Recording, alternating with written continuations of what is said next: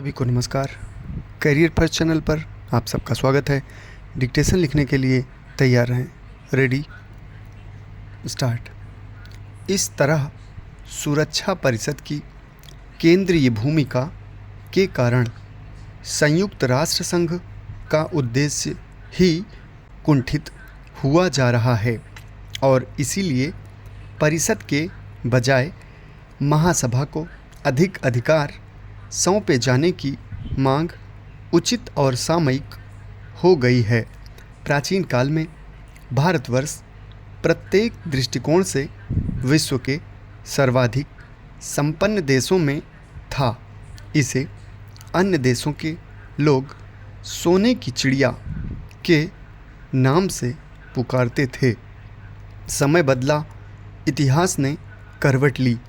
भारतीयों की मूर्खता के कारण अनेक बार विदेशियों ने हमारे देश पर आक्रमण किए।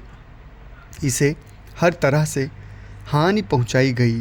धर्म एवं विज्ञान से संबंधित अनेक ग्रंथों को विदेशी या तो उठा ले गए अथवा उन्हें नष्ट कर दिया गया।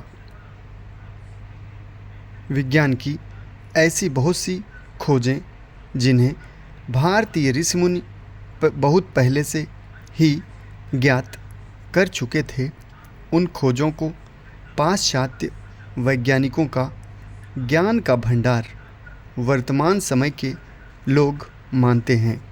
मैं अपने इस लेख में भारतीय जनता को एक ही प्रामाणिक जानकारी दे रहा हूँ, जिसके बारे में यह माना जाता है कि यह खोज पाश्चात्य वैज्ञानिकों द्वारा की गई है।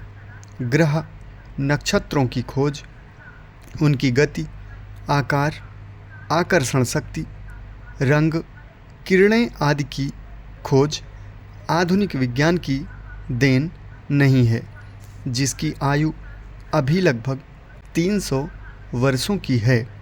आज से हजारों वर्ष पूर्व ही भारतीय ऋषियों ने इसका ज्ञान प्राप्त कर लिया था। बुध ग्रह सूर्य के सबसे निकट का ग्रह है। यह सूर्य से 27 अंश से अधिक दूर नहीं जा सकता। यह सूर्योदय से 1 घंटा पूर्व उसी समय दृष्टिगोचर होता है। अब सूर्य से इसकी दूरी 13 अंश अथवा उससे अधिक हो। आज के वैज्ञानिक अभी भी यह सोचकर चकित होते हैं कि किस प्रकार भारतीय ऋषियों ने केवल चर्म धातुओं द्वारा इस ग्रह की खोज की और इसे तारों में स्थान न देकर ग्रहों में स्थान दिया।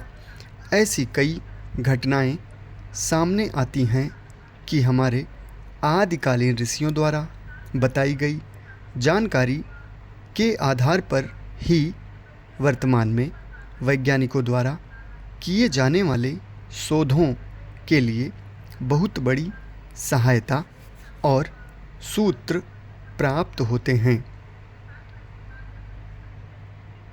ब्रह्मांड के ग्रहों, उपग्रहों, धूम्रकेतुओं, नीहारिकाओं, आकाशगंगा आदि को देखकर मनुष्य के मन में इनके संबंध में जानने की जिज्ञासा अनादि समय से होती चली आ रही है।